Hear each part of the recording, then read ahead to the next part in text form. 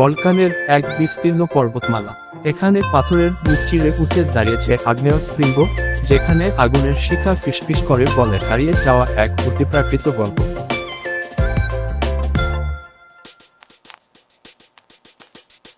এই পর্বতমালার মাঝে লুকিয়ে আছে এক আগ্নেয় বলয়, যা একসময় জ্বলন্ত ছিল কিন্তু এখন নিভে গেছে। অন্তত মানুষ তাই ভাবে, কিন্তু মাটির নিচে এখনো কিছুর অস্তিত্ব আছে।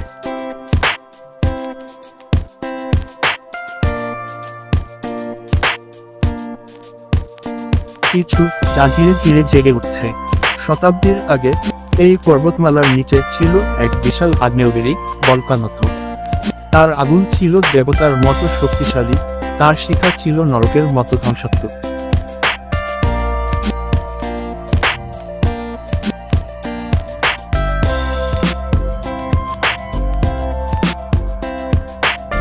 তবে তার আগুন একদিন নিভে যায়। কেন?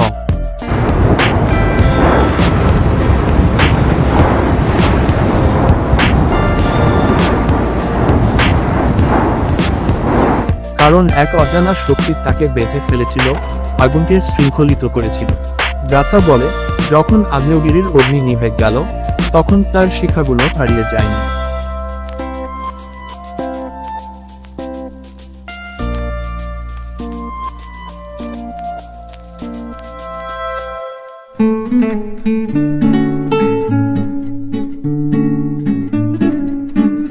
বরং তারা রয়ে গেছে বলকানের মাটির গভীরে, জমাট বাঁধা লাল শিখরের আকারে।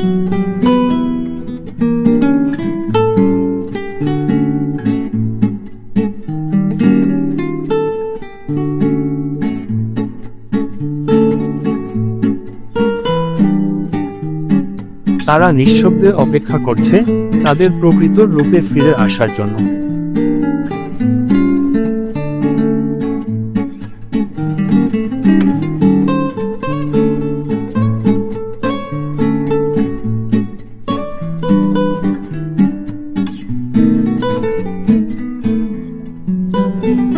বলকানের নির্জন এক উপত্যকার মাঝে, পাথরের ফাঁকে ফাঁকে মাঝে মাঝে এক ধরনের আলো জ্বলে ওঠে।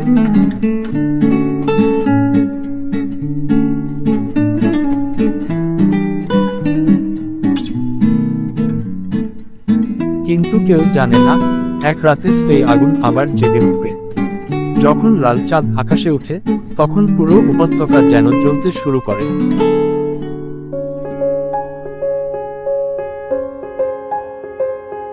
কেউ বলে সেটা আগ্নেয়গিরির শেষ নিঃশ্বাস, কেউ বলে সেটি হারিয়ে যাওয়া অতৃপ্ত অগ্নিদেবতার শিখা।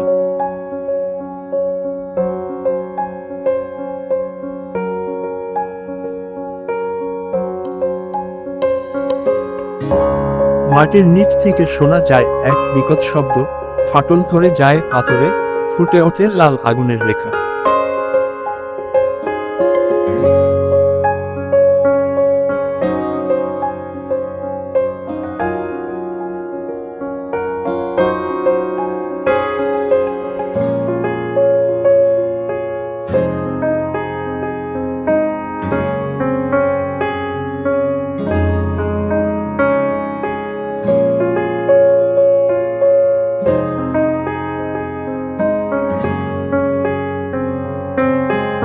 বাতাস হয়ে ওঠে গরম, যেন শ্বাস নেওয়া যায় না। যারা তখন এই উপত্যকার আশেপাশে থাকে, তারা কেউ বেঁচে ফেরে না। সকাল হলে আগুন থেমে যায়, ধোঁয়া মিলিয়ে যায়, কিন্তু পাথরের মাঝে রেখে যায় পোড়া ছাপ, যেখানে একবার আগুন ছুঁয়েছিল। বলকানের মাটির নিচে এখনো সেই বলয় ঘুমিয়ে আছে, কিন্তু একদিন যখন সময় আসবে, পুরো বলকান অঞ্চল তার আগুনে পুড়ে ছাই হয়ে যাবে।